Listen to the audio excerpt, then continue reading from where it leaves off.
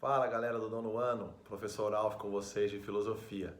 E hoje nós vamos voltar para o último tópico da unidade 1, que trata da cultura atual. Na última aula a gente estava falando um pouco das características culturais do nosso mundo, marcado pelo individualismo, pelo hedonismo, ao mesmo tempo, de certa forma, pelo narcisismo também, pela cultura do consumo, mas também pela crise da ética do dever e da responsabilidade, principalmente através da crise das figuras de autoridade, como o pai, o professor, o policial, o político, e também, de certa forma, a crise que marca, nossa geração e nossa sociedade de valores, que o filósofo Gilles Lipovetsky chamou de a era do vazio ou da incerteza. Todo esse conjunto de elementos que constitui o pensamento filosófico atual é também denominado de pós-modernidade, que de certa forma tem como característica a crise da razão, a crise dos grandes projetos utópicos que marcaram o pensamento moderno e de certa forma também a desconfiança em relação ao homem, a própria possibilidade de realização do homem. Se pensarmos nossa cultura a partir de problemas também de ordem social, como violência, desigualdade, intolerância, com problemas de ordem político, como a crise da democracia no mundo contemporâneo, ou mesmo como aspectos que estão ligados às grandes distúrbios psíquicos do século XXI, como a depressão, a angústia, a ansiedade. Tudo isso caracteriza uma sociedade marcada por problemas. E a gente pode concluir daí alguns pensamentos, sobretudo a incapacidade de realização do homem, como ele imaginava lá no século XVIII. Se a gente pensar o século XVIII como um século do iluminismo, da Revolução Industrial, do avanço da ciência, nós vamos lembrar que o movimento esclarecido, o movimento iluminista, ele tinha como projeto libertar o homem das amarras da igreja, do Estado absolutista, e criar um projeto liberal, de amplas liberdades no campo da política, da economia, da cultura. Filósofos como Kant, Rousseau, Voltaire, Montesquieu, John Locke, Adam Smith pensaram uma sociedade e um mundo em que o homem, senhor de si, capaz de construir seu destino, viveria num mundo erguido por ele mesmo. Um mundo de felicidade, prosperidade, progresso, de esclarecimento, de igualdade jurídica e de diversos direitos. No entanto, o que a gente assistiu ao longo do avanço do homem nos próximos séculos, 19 e 20, com as guerras, a Primeira Guerra e a Segunda Guerra Mundial, com as catástrofes ambientais, nucleares, com todas as formas de instabilidade que o homem ainda viveu e vive, aquele projeto de criação de uma sociedade fundada nos ideais, sobretudo utópicos do liberalismo, ou mesmo do socialismo, se a gente pensar o socialismo como um desdobramento também da confiança no homem, da confiança na razão, pensamos então que esses projetos não passaram de ideias e que o homem chega à beira do século XXI, às voltas de uma série de problemas que ele também foi capaz de construir.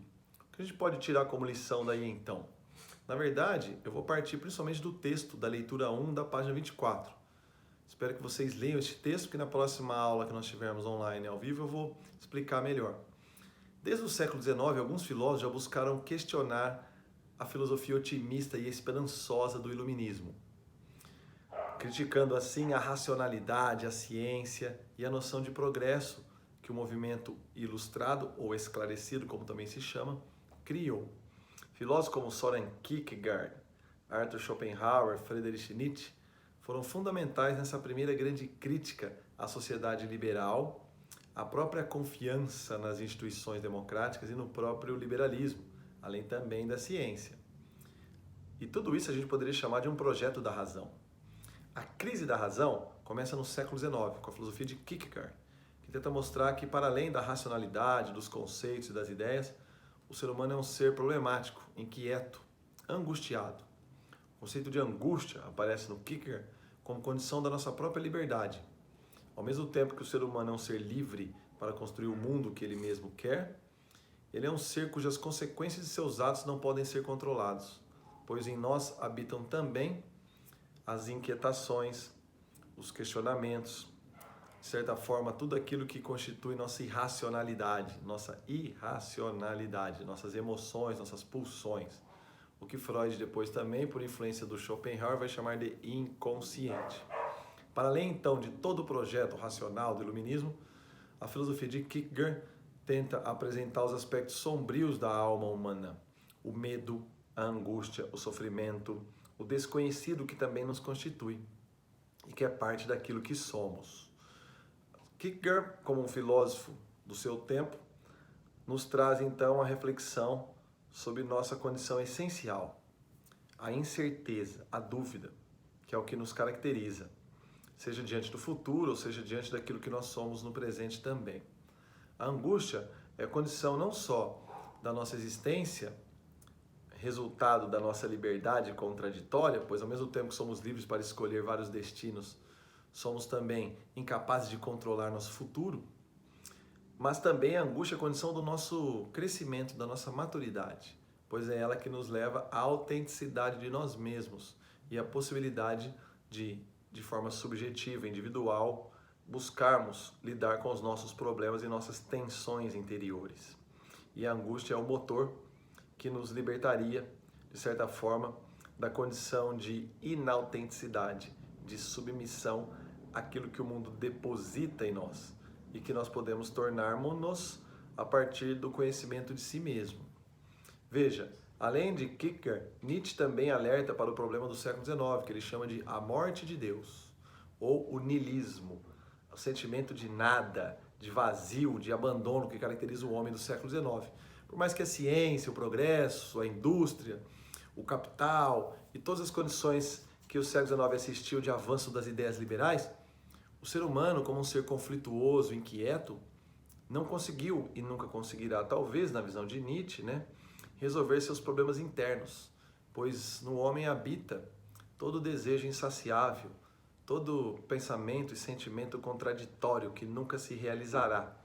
Assim, a morte de Deus é a morte de todas as nossas certezas, todas as nossas verdades que o século XIX acabou provocando. No fundo, a filosofia de Nietzsche também busca, além de diagnosticar as causas do niilismo, apresentar para um futuro em que o homem seja capaz de afirmar sua própria vida, apesar de todo o sofrimento. E essa afirmação, cujo homem é capaz de fazer, proveria sobretudo da arte, como uma ferramenta que o homem criou para superar o próprio sofrimento do mundo, Entendendo que o mundo para Nietzsche também, assim como para Kierkegaard, é ausente de qualquer sentido, de qualquer existência verdadeira. O mundo seria uma ilusão, caracterizada principalmente pela ausência de sentido. A Maria gritando aqui, vocês podem perceber, anunciando de certa forma tudo isso que nós estamos falando. Bom, próxima aula eu vou avançar mais nesse tema e trato com vocês do texto da página 24, a leitura 1, tá? Sobre Kierkegaard. Valeu, meninos. Beijo. Até semana que vem. Beijo da Maria. Dá um beijo, Maria. Aí, galera.